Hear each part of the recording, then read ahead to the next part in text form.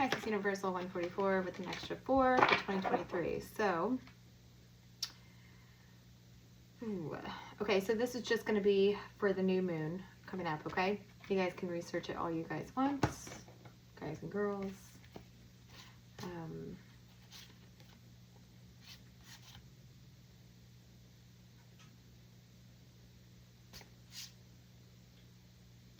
So this came up twice when I was meditating on what to even post for the collective, right? So I was wondering, like, there was like 4 reads that I could have chose from, and I chose the collective new moon for the next new moon. So if you guys don't know moon cycles, which I really don't have to go by anymore, so I'm gonna do a correction. I just automatically am in them. I'm naturally doing what they require because I just went by them for so long.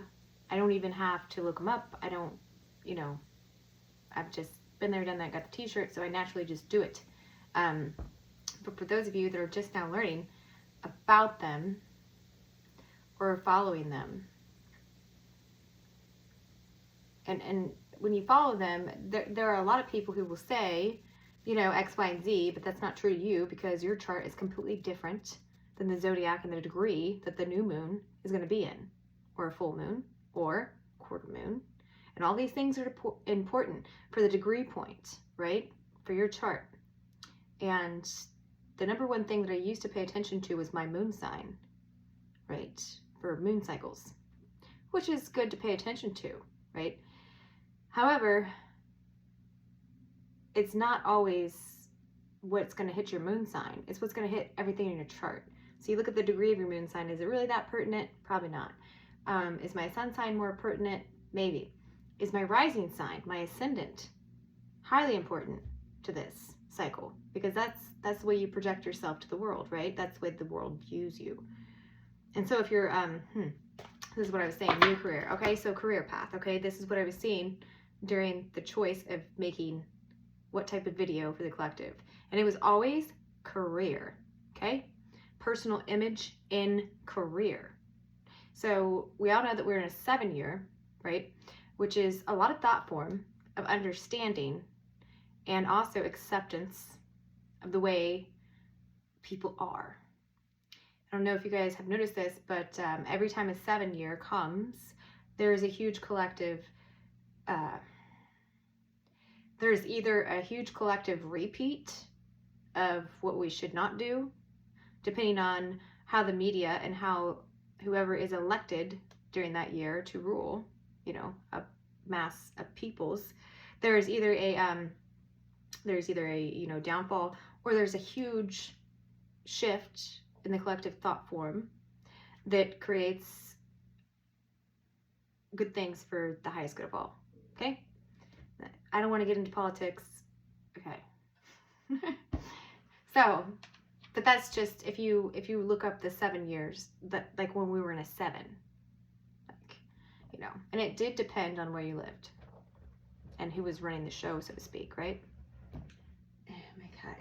My cat's scratching this scratcher thing, but he doesn't even have claws in the front. I don't even know why he's doing it. It's just like natural nature to him to like scratch something without claws. So that's that sound. Anyway, so getting back to this career, right? So career image. A lot of people who have held a false image that want to get back to reality here, with whatever image, just be happy with their image, not be feeling pulled because they have a false image, right? It might be their ascendant that's been shining a lot, but not their true, you know, inner, right? So they might like pull back a little bit and do something different, and then people are like, what? Well, that's not like you. Like, why would you do this when obviously we all had a plan to do this last year with the business, the company, this and that, and now you're all of a sudden like throwing a wrench in the plan. But in reality, it's just you saying, you know, I probably don't want to go this direction anymore because now I see, or now I want to go this way, right? And what you need to understand or understand is other people are going to be like shocked because the people like following you, okay, had already planned to go that way. And now you just switch it up on them. They're just like, whoa, like really? Like this is what, and you're like, yeah, this is what I'm going to do. It's what I've chosen. This is the way it's going to go. And then in personal lives, it could be you and your partner, or you and your family, or you and whatever, okay, who's really close to you, had this plan. We are going to go do this. Maybe it's just as simple as a freaking vacation, right? We're going to go here in, June for our family vacation, right? And then something freaking happens. And then all of a sudden it's like, well, I'm being pulled here at work and you're being pulled here to take care of a sick family member and this and that. Can we really do this? And then somebody makes the call, the boss, like, the higher mindset, and says, this is not going to work for anybody, just doing this. So everybody gets upset. Like the immature minds get upset because they had so set on that day and like what they were going to do. This would also be like, because I think June, July is like wedding season. Okay. This could be that. Like everything fell through, like maybe, this, not, and it's just not going to happen, Linda, for Lindell, right? It's just not going to happen because something happened between that time that's more realistic, pointing to your attention needed in that area. Okay. And if you don't pay attention to it now in a 7-year, when you're able to juggle multiple things that we call thought forms for the highest good, okay, for the highest good of everybody involved in the situation, you have more self-care and you don't deplete yourself in a 7-year.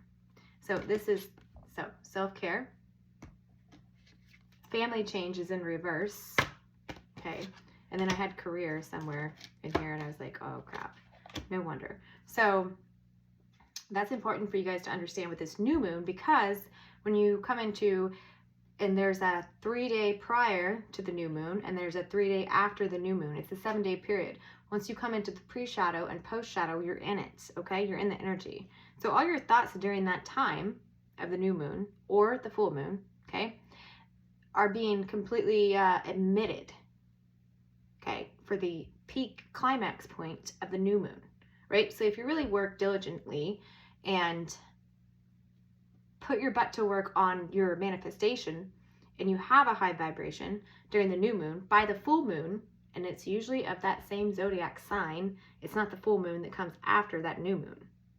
It's when the full moon goes into that same zodiac sign that the new moon was in when you did the work. So sometimes that could be a year. But you know what? If I just have to wait a year for these pure intentions to manifest, because I did do the work during that time, no harm, no foul, right? This is good. I think Ziggy agrees. Oh my God. Yeah, he's losing his teeth, poor little shit. But yeah, so he's getting old. He still looks good though. So that's basically this new moon energy. I'm gonna see if I can pull anything else.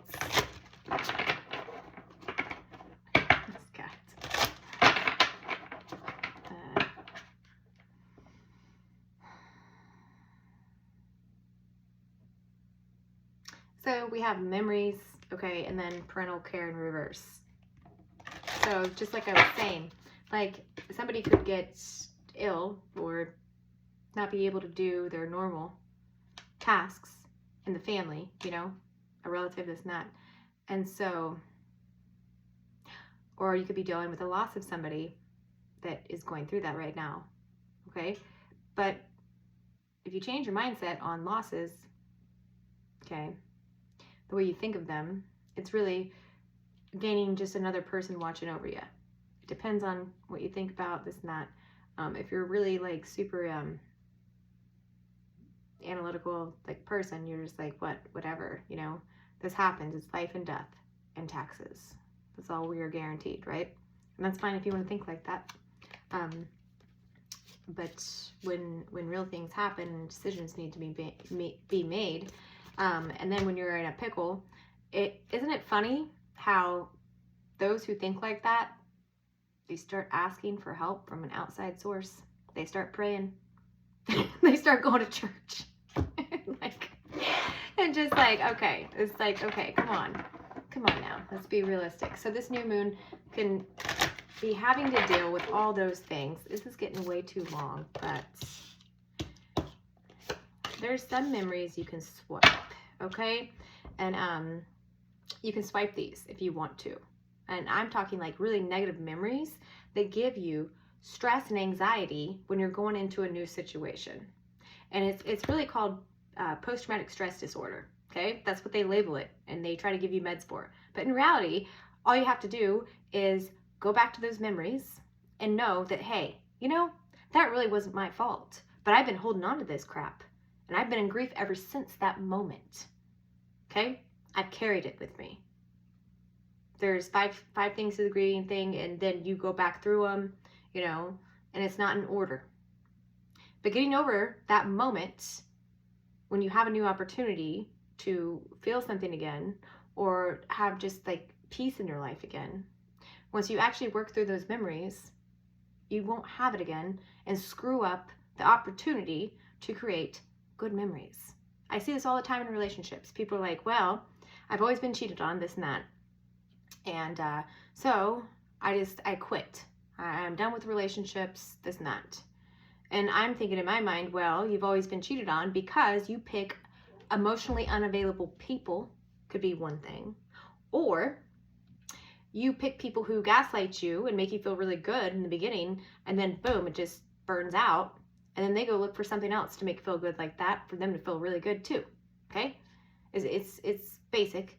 And or you have a attraction to those who are unstable, okay? Because you feel like you're saving a hoe or a bro. I don't know.